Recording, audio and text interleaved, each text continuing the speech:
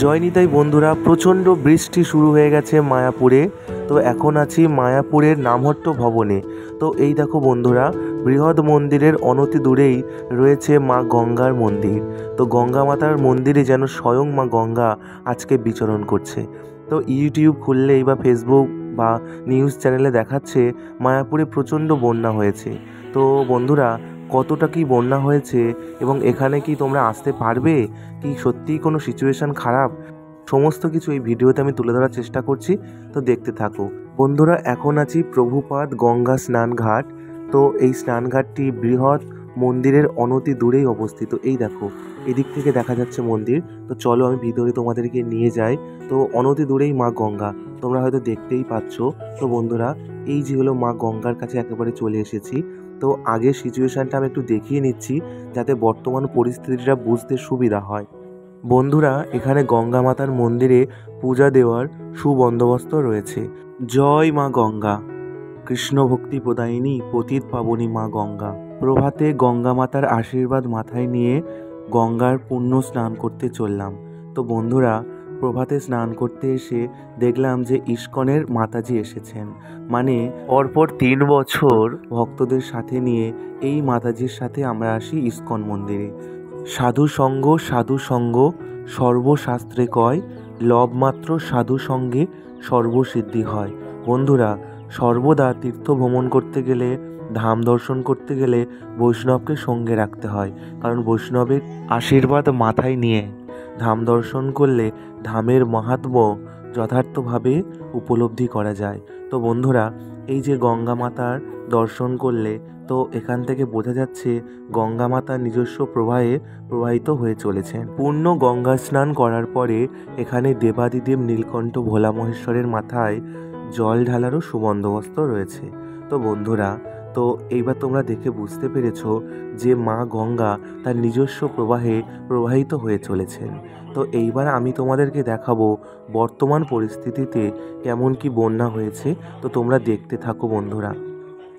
রাধে রাধে বন্ধুরা, তোমরা সবাই জানো নবদ্বীপে 9টি দ্বীপ এবং এই 9টি দ্বীপ চারিদিকে জলরাশি দ্বারা পরিবেষ্টিত। তো এখানে জলঙ্গি নদী এবং মা গঙ্গা নদীর সংযোগস্থল। তো দুটি নদীর দুরকম জল আমরা এখানে দর্শন করতে পারি। তো প্রচণ্ড বৃষ্টি হচ্ছিল প্রায়শই।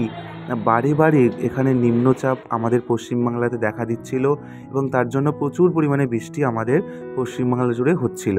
তো তার কারণে পশ্চিমবাংলার যে বিভিন্ন নদ নদীগুলো রয়েছে, সেই নদ নদীর উপরে নির্মিত বাঁধ এবং ব্যারেজগুলো থেকে প্রচুর পরিমাণে জল ছাড়া হয়েছে এবং সেই বিপুল পরিমাণ জলরাশি ছেড়ে দেওয়ার ফলে পশ্চিমবাংলার বিভিন্ন নদ নদীর পার্শ্ববর্তী অঞ্চল প্লাবিত হয়েছে।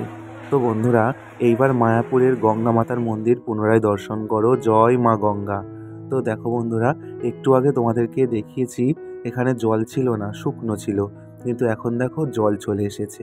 তো বন্ধুরা, তোমাদেরকে জানিয়ে রাখি, তোমরা যারা ভয় পাচ্ছ যে মায়াপুরে যাব কি যাব না, তো তাদেরকে বলবো তোমরা অবশ্যই মায়াপুরে আসতে পারো।